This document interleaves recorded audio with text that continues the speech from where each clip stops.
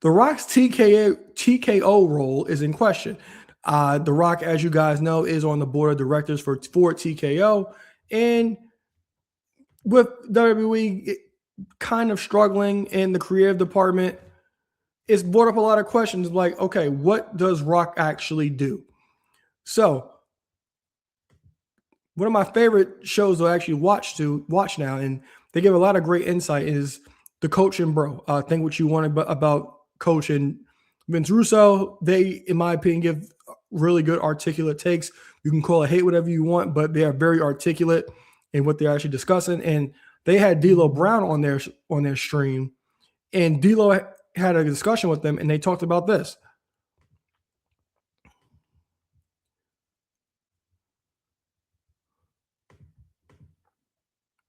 About the absence of a man who has made $80 to $100 million from TKO. Of course, we're talking about The Rock. You worked very, very closely with him, as did I.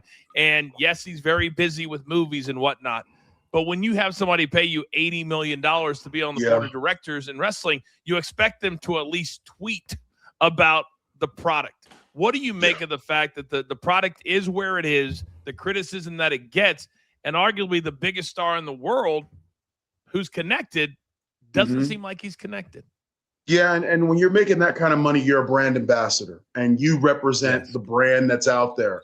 And you're never no one is too busy where they can't pick up the phone and for 30 seconds write a tweet. No one is that busy. No one is that busy they can't put over the product that's paying them. No one. And so I think the industry needs someone who is as high profile as Rocky, as famous as Rocky, because we need that brand ambassador out there spreading that goodwill of what wrestling is to the mainstream media and to the world. And that's right now is lacking. And then every time he speaks on wrestling, eyeballs go on wrestling, eyeballs that normally would not be watching it. So you need those crossover eyeballs. I don't care who it is. You need those crossover eyeballs. So I would hope that when the time is right, Rocky will come out there and I don't know, do his job. Let me ask you something though, D'Lo. Like knowing Rock, okay? Yes. And I think this is a part of it. I don't know. Obviously, I'm just giving you my opinion based on working with the guy and knowing the guy. I don't feel like if Rock doesn't believe in the product in his heart of hearts, I think it could be very difficult for him to promote it. Yes, and that is true. And I will give you that. But there's 80 million reasons why he needs to go out there and talk about it. I see both sides. Yeah. I agree with Vince. We talk about this all the time. Yeah, it's just you. What I think at its core, and I've told the story, so I don't need to tell them again because I was in the room with him several times. Him and Triple H simply do not get along. And I think fans believe when they watch Unreal D'Lo and you hear Triple H go, well, I got to make sure Rock signs off, and then Rock will be like, yeah, Triple H is doing a great job. The cameras are on and they know the cameras are on. And these two, Triple H wanted to do what The Rock has done.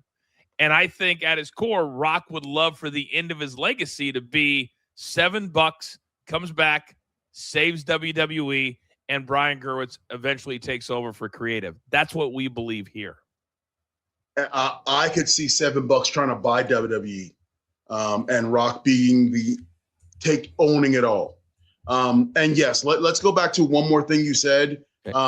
Triple H and Rocky don't get along. They're highly competitive, and that's on camera.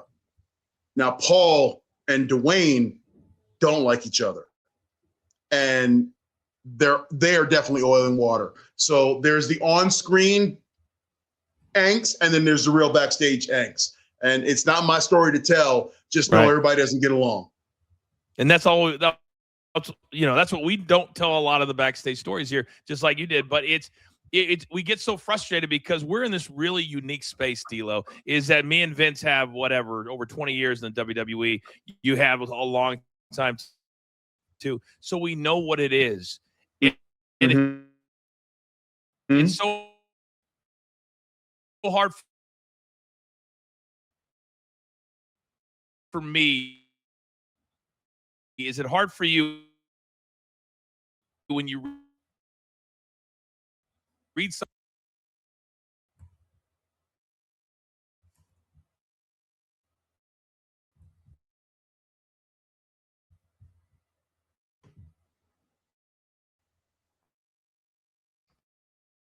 online that you know for a fact, and that's why I've stopped reading not true. And I know the truth. Eventually the truth will always come out. That's what the truth does. And if you see people tweeting stuff or putting stuff out there and you go, man, that shit, I'll call you or I'll call Vince and I'll complain on the phone to you guys because you know exactly what I'm talking about. And that's as far as it'll go. Yeah, we do that all the time. All right. So that was D'Lo, Coach, and Vince Russo about The Rock's TKO role. Now, they didn't say any lies in that case. Now, if you guys want some context, they did mention the name Brian Gewirtz. Brian Gewirtz, he is a writer for The Rock and a former writer for WWE. Brian Gewirtz, he was a writer on Young Rock and wrote for WWE years ago while The Rock was around. And The Rock talks very highly of Brian Gewirtz. So and Brian Gewirtz, he is a writer for Rock's $7 Productions as well. So what they're saying, there's a lot to this. So when it comes to The Rock, one of my favorite quotes from a movie is an American Gangster when Denzel says, "Blue Magic, like Pepsi is a brand name. I guarantee it." I'm paraphrasing a bit. But when we see The Rock's name and the person, The Rock is the brand name. Dwayne Johnson's the guy on the board. He's a busy guy, but as far as him sitting on creative meetings and things like that, and inserting himself into those kind of things, you can't expect that from him. He's just somebody who's on the board who receives a paycheck like anybody else does. You know, he's like, all right, we're doing X, Y, and Z. Is that what's going to make me the most money? These advertisers are coming in. What's going to work? What are we doing here? What are we doing in WrestleMania season? What are we doing at SummerSlam? What's UFC doing? I believe they have Zuffa too. What's Zuffa doing? He's on the board of TKO. Dwayne Johnson is. The Rock, the one who sits there, it would tell you this. Shut up, bitch. He's not on the board. Dwayne Johnson's on the board. So we can't just sit there and think that The Rock / Dwayne Johnson is going to come in and save WWE creative. Now, they're right. Make $80 million. You can put out a tweet promoting the product. You can't. Everybody has 30 seconds. I'm not one for saying, oh, man, I forgot, or I didn't have time. You had time. You just forgot. Own up to it and just move on and fix it and accept accountability. But they are right about maybe we all know that him and Triple H do not get along. That's been well documented over the years. And maybe he is just like, you know what? It is what it is. I'm just good. I'm just getting rich. I'm getting $80 million. I don't got to send nothing out. But they are right. When he speaks, things happen. When we had the moment with Cena turning the heel at Chamber, the Travis Scott moment, we were all like, all right, what's going on with The Rock? But Rock came out on that interview on the Pat McAfee show. We didn't believe him. But he said the final boss, his job was just to come. And then later we would find out that ticket sales were struggling and they needed to boost the ticket sales. And they threw Rock's name up there. And that's what happens when you have him on the board. You have Dwayne Johnson on the board. It's like, okay, show's struggling. Let's throw The Rock on TV. Because The Rock is going to sell. The Rock moves tickets no matter what he does. He can come out and do anything, and we will watch, react, tweet, comment. We will do all the above. And that's all that he needs to do to spark any kind of intrigue for the product.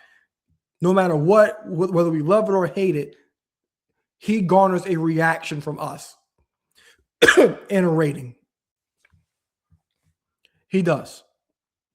As I said, I agree that he can promote the product. I personally don't care if he does or not, because I just view him as Dwayne Johnson on the board. The Rock is just a brand name. Let me know what you guys think about that, because I said a lot of people were so excited when they saw he was on the board, and I don't blame anybody because the time he did become a member of the board was WrestleMania 40 season, and that was probably the best wrestling storytelling we had in years. Maybe since the Attitude Era.